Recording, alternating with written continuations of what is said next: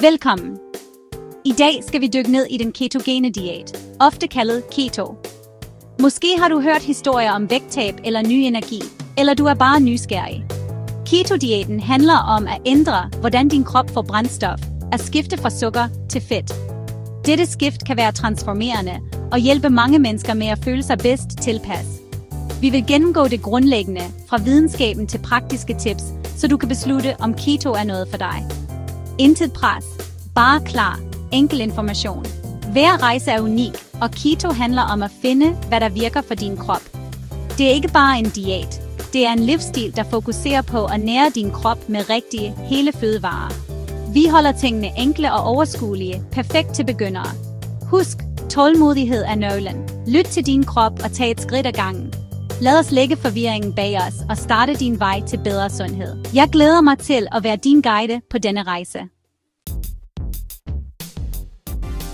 Så hvad er den ketogene diæt? Normalt bruger vores kroppe glukose fra kulhydrater, som brød og pasta, til energi. På keto spiser du meget få kulhydrater, så din krop vender sig mod fedt for at få brændstof. Din lever omdanner fedt til ketoner, som driver din hjerne og muskler. Denne tilstand kaldes ketose, hovedmålet med keto. Det tager normalt et par dage med lav kulhydratkost at nå dertil.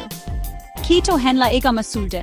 Det handler om at ændre din brændstofkilde. Mange mennesker finder ketonenergi mere stabil end glukose, hvilket undgår op- og nedture fra en kulhydratrig kost.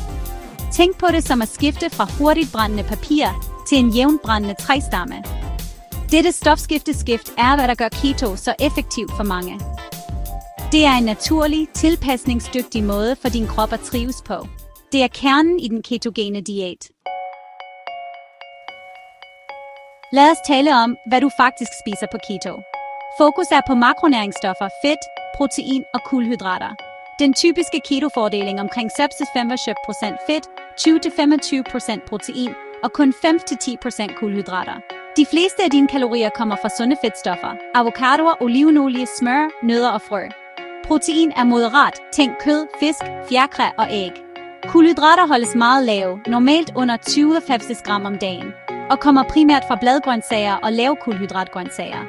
Sig farvel til brød, pasta og sukkerholdige fødevarer. Et typisk keto-måltid: laks stegt i smør, ristet asparges og en frisk salat med avocado. Du behøver ikke tælle hver kalori. Fokuser bare på den rigtige makrobalance. Prioriter sunde fedtstoffer, moderat protein og hold kulhydraterne lave.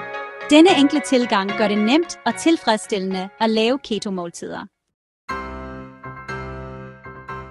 Mange starter keto for vægttab, og det virker ved at gøre din krop til en fedtforbrændingsmaskine. Fedtrige måltider holder dig mæt, hvilket gør det lettere at spise mindre uden at føle dig sulten. Men ketos fordele rækker ud over vægten. Mange rapporterer skarpere mentalt fokus, ofte kaldet keto-klarhed, og mere stabil energi. Ikke flere eftermiddagsnedture eller sukkertrang. Fedt giver stabil brændstof, så du føler dig energisk hele dagen. Keto hjælper også med at stabilisere blodsukkeret, hvilket reducerer trang og humørsvingninger. Dette er især nyttigt for dem, der håndterer blodsukkerproblemer. Stabil energi og humør er kendetegnende for keto-livsstilen. Det handler om at bygge et fundament af sundhed indefra og ud. Klar til at starte? Her er 5 simple tips. Først, ryd op i dit spisekammer. Fjern kulhydratrige fødevarer som brød, pasta og slik. Fyld op med keto-grundvarer, sunde fedtstoffer, lavkulhydratgrøntsager, kvalitetskød og æg. For det andet, hold dig hydreret og genopfyld elektrolytter. Drik vand, tilsæt salt og spis fødevarer rige på kalium og magnesium. For det tredje, planlæg dine måltider i forvejen for at undgå fristelser i sidste øjeblik. At forberede ingredienser på forhånd gør det meget lettere at holde sig til keto. For det fjerde, omfavn sunde fedtstoffer. Frygt ikke olivenolie, smør, avocadoer eller nødder. Fedt er din ven og din primære energikilde. Endelig, vær tålmodig med dig selv. Tilpasning tager tid, og fejl sker. Kom bare tilbage på sporet. Fejr små sejre og fokuser på, hvordan du føler dig.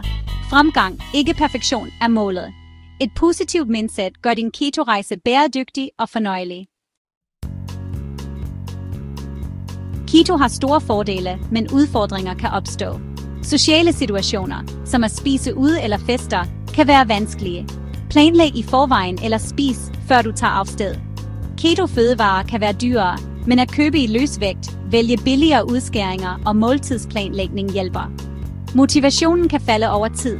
Husk dine grunde til at starte og følg din fremgang. Find støtte i online eller lokale keto-fællesskaber. Trang til kulhydrater er normal i starten. Hav keto-venlige snacks klar, som bær med fløde eller selleri med dip. Over tid falder trangen, når din krop tilpasser sig. Vær fleksibel og kreativ med dine måltider. Med forberedelse og støtte kan du overvinde disse forhindringer. Keto bliver lettere, jo længere du holder fast i det. Vi har dækket videnskaben, praktiske tips og hvordan man håndterer udfordringer. Keto er en personlig rejse. Alles oplevelse er unik.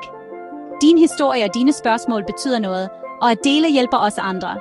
Deltag i samtalen, del dine tanker, tips eller spørgsmål nedenfor. At støtte hinanden gør rejsen lettere og mere givende. Tak fordi du udforskede keto med mig i dag. Husk, positiv forandring tager tid. Vær tålmodig og fejr fremskridt. Din sundhed er dit største aktiv. At nære din krop er en stærk investering. Lad os fortsætte med at lære og vokse sammen.